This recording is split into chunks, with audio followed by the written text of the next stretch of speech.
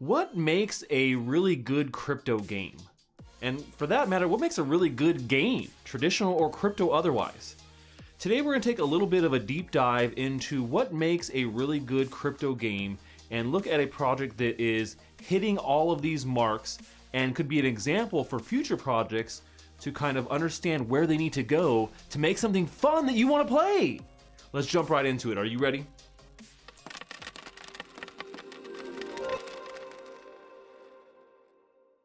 Well, hey there, crypto friends. Thanks again for joining me.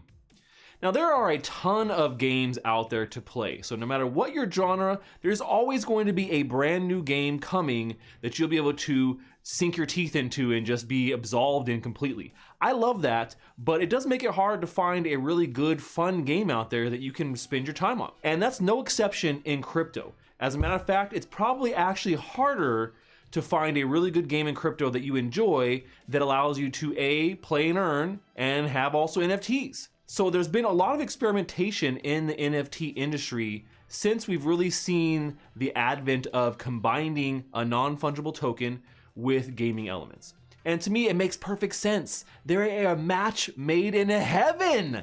I know some gamers don't get it just yet, but me being someone who's played a ton of games across tons of genres over multiple decades since the Atari days, I can wholeheartedly say that NFTs are going to make gaming better for the future, no doubt. But the fact of the matter is we're still in the trial phase, right? We're still trying to see what works and what doesn't work. So crypto is still experimenting with how these things work the best, right? What elements of a project need to be crypto or NFT based and what don't? Where is that balance with the economy? And so today we're going to take a look at one of my favorite projects that is doing a really amazing game called Illuvium. And we're going to take a look at some of the factors and philosophies and methods that they've gone about when they've been creating their game that I think could actually be a really good roadmap for a lot of other projects to follow here in the future. So we're going to break down one of their recent AMAs and really dive into some of the things that I think make Illuvium a unique game, not only in crypto, but in gaming in general. And really, I think a leader in leading the way or paving the way for future NFT-based games and how they're going to work. So when it comes to Illuvium as a game, there's a couple things that I wanted to point out in their latest AMA. It's really the philosophy behind what makes a good NFT game. Why are we making NFT games? So let's go take a look at this first clip here of Herein, the CEO of Illuvium, talking a little bit about the philosophy of their economy.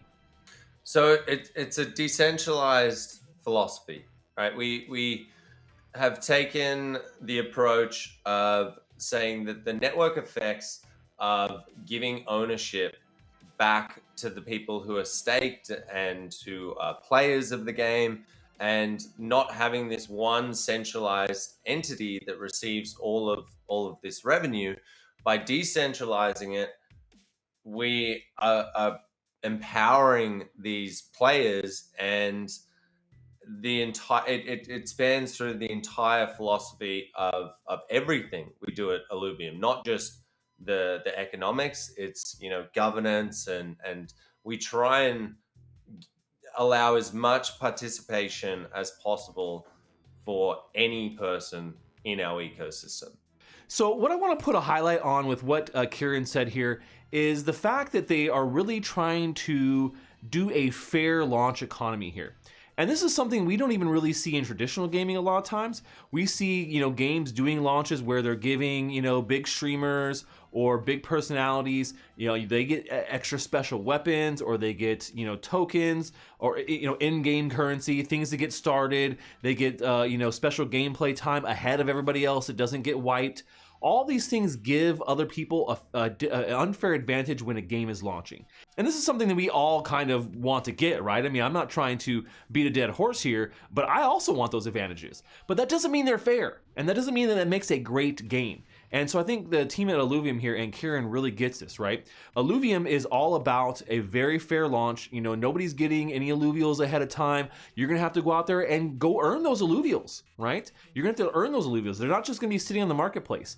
Now, I do like the fact that they do make it tradable, right? Once you've earned or found an alluvial, you've got him there, and you maybe you've upgraded him, right? You fused him, or you're just going to sell him on the marketplace. You've earned the right to do that, right? So eventually we'll get to a point, like they said, that where Rails will be able to do that. But I love the fact that they're giving a fair launch here, right? And this is something that I think that we see in a lot of traditional games, but we definitely see it all the time in crypto games, NFT games, where someone is getting an advantage over you. And when it comes to NFT games and there's real money on the line, that is a bigger deal. Now, the next thing that we know is a huge problem. I mean, this is one of the biggest problems in crypto is scaling. Nothing scales. What the hell? But we love this space. I love this space, and I know that we're going to get to a point where it scales well. But what we've seen in a lot of projects that are doing games, they just don't know how to actually create a game. They don't know how to scale a team. These are amateurs, right? But let's go take a look at what Kieran says here about scaling and their team. We're going to get this thing up to 1,000 people in the studio eventually, right? And that is all going to be possible in the next 3 months, right? We are going to secure that in the next 3 months. And so why I say, if Illuvium launched and for some reason the game theory or the design or the graphics or it just didn't stick, we would have still a team of 1,000 people there that are all experts at building games. And yes, there would be a lot of hard questions that need to be asked, but essentially we build another title and another title and another title, because we have the money there and we have the personnel there. So see, as he's talking about right now, they have a fairly large team, I would say, a couple hundred people who are working on this game and in different sectors. And, they understand that as they grow, they need to grow too, that they need to scale their team. And they're making that a large part of their business strategy here early on. Understanding that if you don't scale and you can't scale, you can't put that in early on as a team. It's not going to be able to happen later on when you get hit with a massive wave of players and you simply just don't have the team members to be able to field anything going on, right? We've seen that with multiple games, in particular with Axie Infinity, which I would say is probably the closest large competition that Illuvium has. We saw a hack to their Ronin network. They couldn't scale their developers quick enough to be able to get gameplay or land gameplay going. There's a lot of issues we've seen surrounding scalability, but the team here over at Illuvium, they understand that, right? And so then I even like the fact that they're talking about, like, well, hey, if something does happen, if something crazy happens and Illuvium just doesn't work in the long term, they're truly interested in making games. This is not just a couple of people who got together for a quick cash grab, which we see a lot of times in crypto, in NFTs. It's happening. Even if you think that they're not, they're probably doing it behind your back and they're going to slow rug the shit out of you, right? That's how things go here in crypto. But Illuvium is not treading that path, and I think that if something does happen with Illuvium, I could see them building additional games, or if they're successful with Illuvium, continue to expand and build more games in this genre. Now, the next thing we'll talk about a little bit here is, the tokenomics, right? When it comes to tokenomics, this is a big part of any crypto NFT-based game. If you're going to incorporate a token, the tokenomics and what is being able to be bought and sold in your game, what has actual real-world value, needs to be taken in very good consideration. So far, we've not seen any really great tokenized gaming economy systems that work flawlessly. We haven't really seen very many non-tokenized or non-crypto games that have in-game economies that don't end up failing at some point too. It's just one of those things. It's a really hard thing to balance when it comes to games and gameplay, especially across time. So there's a couple of elements here that the team has been talking about that I want you guys to hear straight from Kieran that they're doing to make sure that is not the case. With us, we have a finite supply of alluvials, in the sense that after a certain amount of time, we're literally going to shut it off and you'll never be able to capture that alluvial again. The second thing that we added in to deflate the amount of alluvials in existence is allow fusing. So Kieran makes some pretty good points there. Some of the points I think that I want to really, put a focus or emphasis on here is the nature of, or the term deflationary, right? The nature of something being a deflationary asset is incredibly huge when it comes to crypto NFT games. I cannot stress that the most. Out of everything we said today, If you don't have deflationary assets in your economy is going to tank eventually. We're already seeing it happen with Axie. We're seeing it happen with other games that are short-sighted. They just don't understand long-term tokenomics, and they didn't care because they got the money up front. Now, as you see, Illuvium's not doing that, right? They're not getting the money up front because they're not selling Illuvials. They're doing land sale, which is a critical, pivotal point of their game, but not giving away the farm when it comes to the Illuvials, which is the main part of the game, right?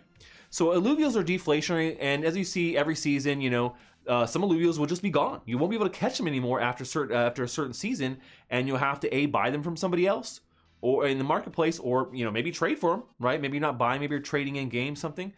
So I think that makes sense. So when it comes to these tokenized economies, having deflationary assets makes sense. So Illuvials aren't going to continue to just increase in supply in Infinium, right? Like we see with Axie Infinity. I think there's probably a dad joke in there somewhere. but assets being inflated to infinity is not a good thing. And then when you talk about the other side of things, right? That's the NFT side.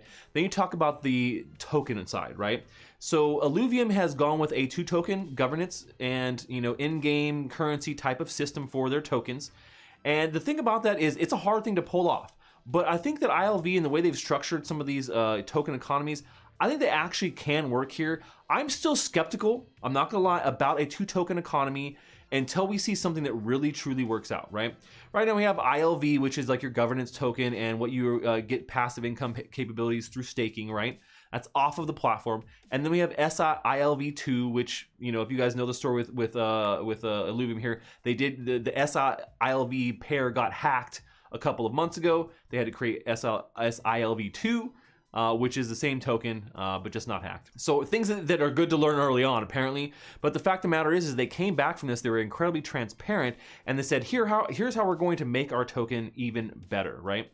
And so, having a finite supply for these things, right, it makes it a little bit different from something we see out there, other games like Axie Infinity, and you actually having to go in and earn these tokens through gameplay, right? Eventually, there's going to be no SILV in circulation as it deflates, as you're using it for things in the game, and then it's gone. There's no more.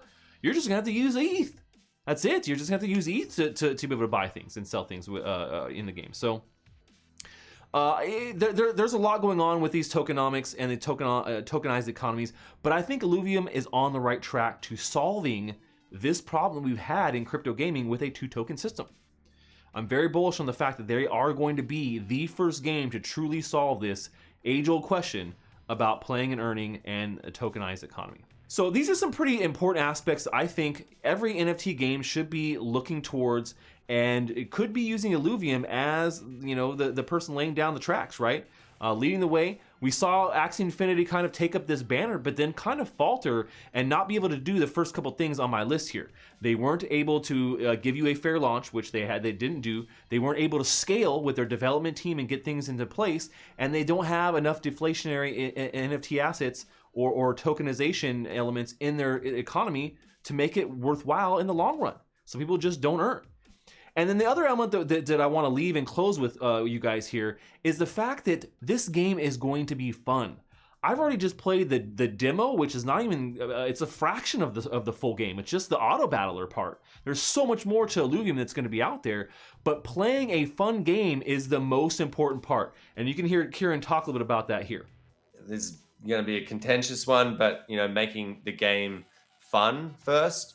You saw what happened as soon as SLP and the Pegasus token and whatever, as soon as they can't make money out of the game, Twitter blows up and, oh my God, fix it, fix it, fix it. It's not, hey, they're not playing that game or those games for the fun factor.